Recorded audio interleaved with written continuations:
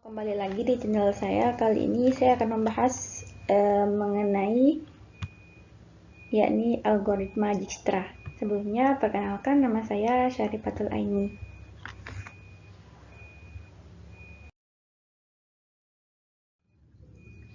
Kemudian kita langsung saja ke pengertiannya. Apa sih itu algoritma Dijkstra? Sebelumnya saya akan membahas mengenai sejarah dari algoritma Dijkstra. Algoritma ini diberi nama sesuai dengan penemunya, yaitu Edsger W.B. Dijkstra.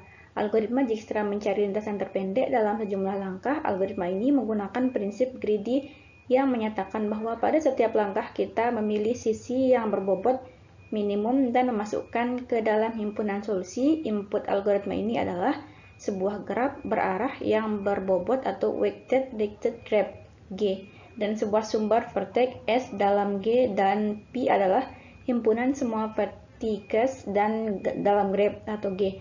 Algoritma Dijkstra dimulai dari sebuah simpul asal dalam setiap iterasinya menambahkan sebuah vertex lain ke lintasan terpendek pohon merentang. Vertex ini merupakan titik terdekat akar namun masih di luar bagian pohon. Kemudian, apa sih pengertian dari algoritma Dijkstra? Algoritma Dijkstra adalah salah satu metode untuk memecahkan masalah. Masalah itu adalah untuk mencari rute terpendek. Algoritma ini biasanya diterapkan pada sebuah aplikasi pada pencarian rute jalan atau jalan seperti untuk mencari rute jalan terdekat ke suatu daerah ke daerah lainnya.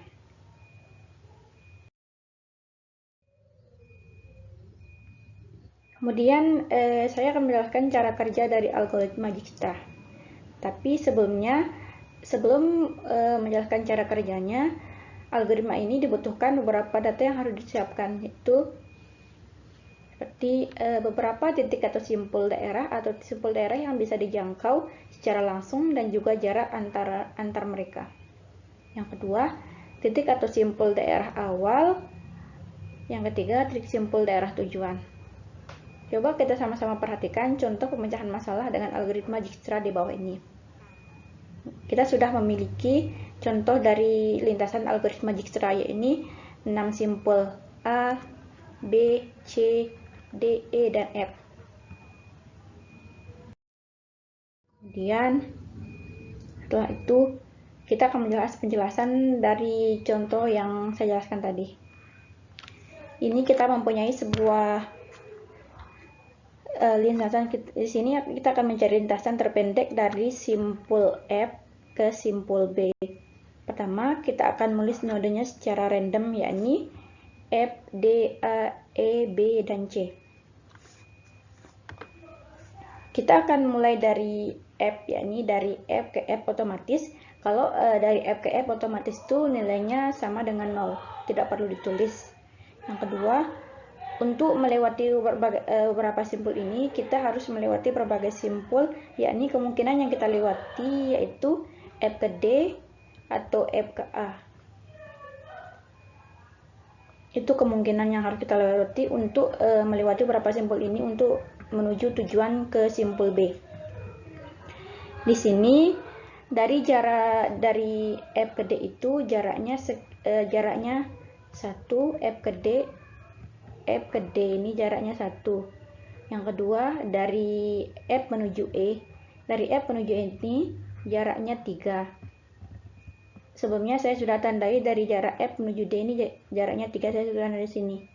Yang kedua, dari simpul F ke simpul E itu jaraknya 3, saya sudah tandai juga. Yang ketiga, jarak dari A ke C, dari A ke C itu 5. Untuk berhasil ke simpul B, kita harus melewati A dan C, maka dibentuklah sebuah garis, yakni F, A, dan C, yakni dari F ke A itu jaraknya itu 2. Setelah itu dari A menuju C itu jaraknya 7. Jadi dari F, A ke C itu jaraknya sama dengan 7. Yang kedua ini dari B menuju A.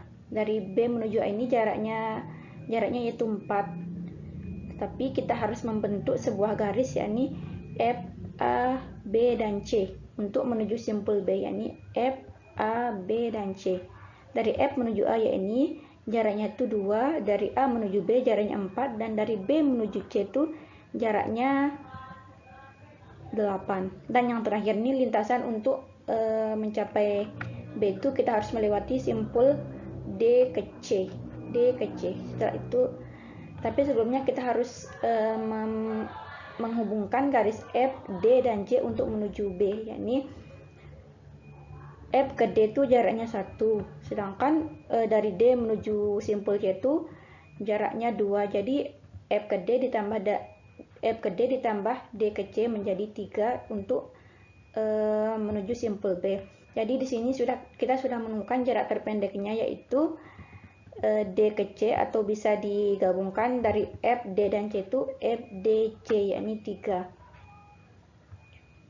Sekian mungkin penjelasan dari saya mengenai algoritma Dijkstra. Mungkin kalau ada masukan bisa ditulis di kolom komentar. Terima kasih.